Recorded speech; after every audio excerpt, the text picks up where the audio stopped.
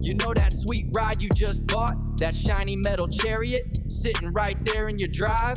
You think of it as an asset, something solid, a necessary purchase that you'll have to keep for the long haul. But here's the uncomfortable truth.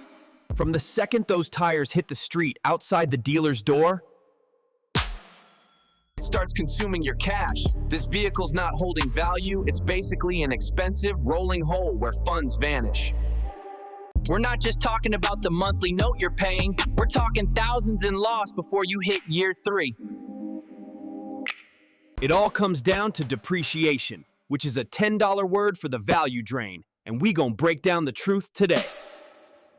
We'll look at the hidden costs that stack up, those fees and insurance payments that are never discussed at the lot. Why is buying a car a bad investment? The answer is more than just the price tag. It's a financial black hole, for real. I'm EWR, and by the end of this video, you'll know how to dodge the biggest financial mistake most people make. Stay tuned, because we're showing you the charts and the hard numbers, how $50,000 can turn to dust. This ain't just about the cash, it's about financial freedom, and you're driving away from it every time you commute. So, stick around and learn why that luxury car is the definition of a liability, not a proud possession in your life. Let's get the core concept straight. The word is depreciation. That's what we call the fundamental problem here. It's the simple process of your vehicle losing its market value over a certain span of time. And it's automatic and true. Think of it like this. The price you pay today, that purchase amount, is the highest it will ever be, guaranteed for certain. It's not an investment because it doesn't make you money. It's a liability, draining your pocket day by day now. Depreciation is the simple way your car loses value from the moment you drive it home off of the dealer's lot. It exists because once it's used, even for 5 miles, it's considered secondhand, and that means a price reduction too. Plus, it gets old, and newer models are always coming, making your whip less desirable, the rule of economics now. So when you walk off the lot with a brand new four-wheeled machine, you're literally purchasing a quickly shrinking financial scene. It's the definition you need to lock down. It's an expense based on the value that just keeps on falling to the ground. And next up, we're gonna use an analogy that is simple and true to show you the power of this principle affecting me and you. To really lock down this depreciation idea, let's use an example that is simpler than a full automotive ordeal. Imagine you got a giant ice cube that you bought at a shop. Now take that solid block and put it on a hot sidewalk. From the second it's placed down, the heat is at work, and its value, its solid form, starts to shrink, not perk. The ice cube is your car, and the hot air? That's the outside world that causes the loss of the money you spent.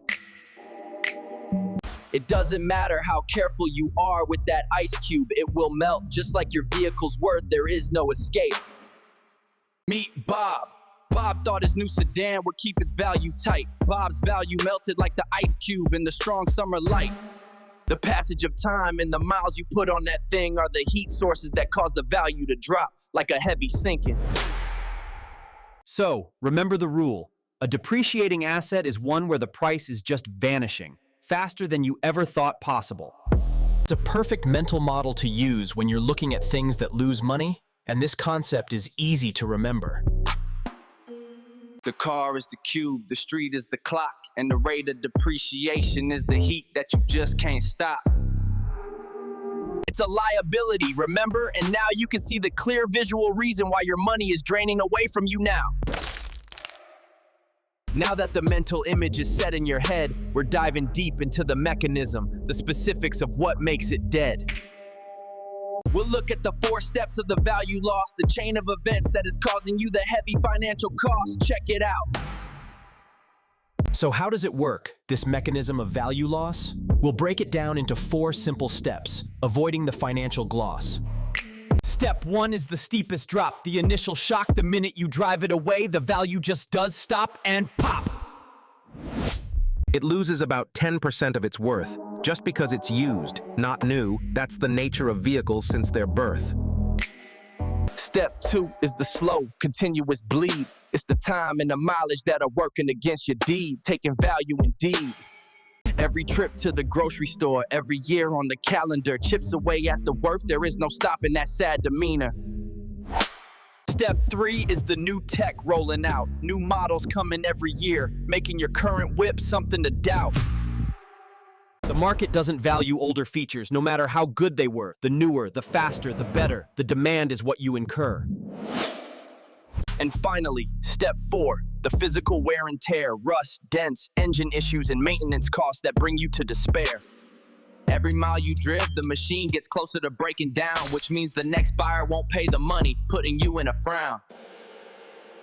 These 4 steps combine and create a cause and effect chain, making sure that your wallet experiences financial pain over and over again. The older it gets, the more miles you run, the less the market will pay, and that's a battle that cannot be won, no matter what you may say. So every time you look at the Blue Book value for a trade-in, remember these 4 factors that are making sure you never win. Now, let's put some specific, real-world numbers into the picture, showing you the exact total of this financial stricture you endure. It's time for the numbers to show the massive difference in the worth of your ride after a few years of persistence. Don't miss this part. We're gonna put Bob and his new $30,000 sedan into the equation next, and let's see the real-world impact that puts you to the test. Crazy, but by year 5, half of your purchase price is already gone. That 30 grand became 15. That is where we begin to learn what went wrong. Let's meet Bob's new $30,000 sedan, a real-world example of how the depreciation game truly began to hurt a man. Bob drives it for 5 years, covering about 15,000 miles each time. That's when the financial damage shows up in its prime. After just 5 years, that $30,000 car is worth only about $15,000. Now it is far from what it was before. That's a $15,000 loss in value due to nothing but time passing by, the biggest financial hit that makes you want to cry.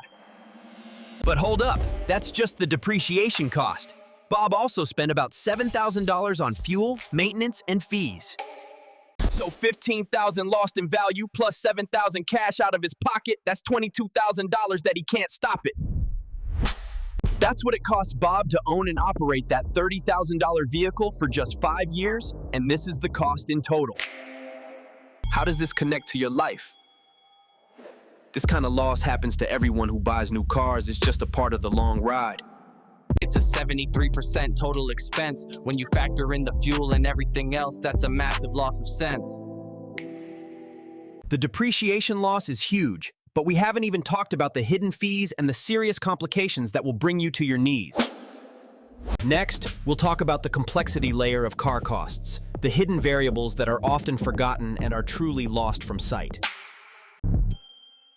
The cost of ownership is far more than just the monthly payment you are doing. There's a whole lot more hidden money that is truly pursuing. We're talking insurance, interest, registration, and surprise repairs. These are the true variables that are catching you in financial snares. Okay, that $22,000 loss was just a simple view. Now we get to the complexity, the hidden costs that pursue you. Basic calculation is simple, but it doesn't account for the interest on the loan or the expensive insurance that you must afford. On a $25,000 loan balance at a 5% rate, you'll pay around $3,000 in interest. That seals your fate. Then there are the ongoing costs like annual registration and property tax, fees that are a guarantee no matter how much you relax. Insurance alone can cost 5 grand over 5 years. That's money you can't get back, which will only bring you to tears. So the total money lost isn't $22,000, it's closer to $30,000 when everything's taken into account around and around. But here's the kicker, the hidden variable that truly makes this situation not simple. It's the opportunity cost, the loss of principal. What if Bob put that money he lost into an S&P 500 fund instead of the car? Over those 5 years, that $30,000 might have turned into 50, not vanished into a machine that makes you feel so shifty. The simple depreciation is bad, but the opportunity cost is the real heavy blow, the money you never earned that makes your savings so low. This complexity layer shows why the simple explanation isn't complete. The real cost is what you lost out on, sitting in the passenger seat, man. Next up, we're smashing the biggest misconception about cars, that belief that keeps millions of people away from financial stars. It's the idea that because you need a car to work and to live your life, it somehow becomes an investment, which causes much strife. We're going to clarify the language and show you why that assumption is fundamentally wrong and how to fix it before too long. The biggest myth that keeps people broke and paying more is the notion that a car is an investment, which we cannot ignore. Let's define our terms. An investment is something that goes up in value or generates income over the course of time for you. Does a new car do either of those things? The answer is a clear and resounding no. It is a liability, a thing that takes money from you, not gives it. The confusion comes because you need a ride to make money at work, but the tool itself is still losing value, putting you on the lurk.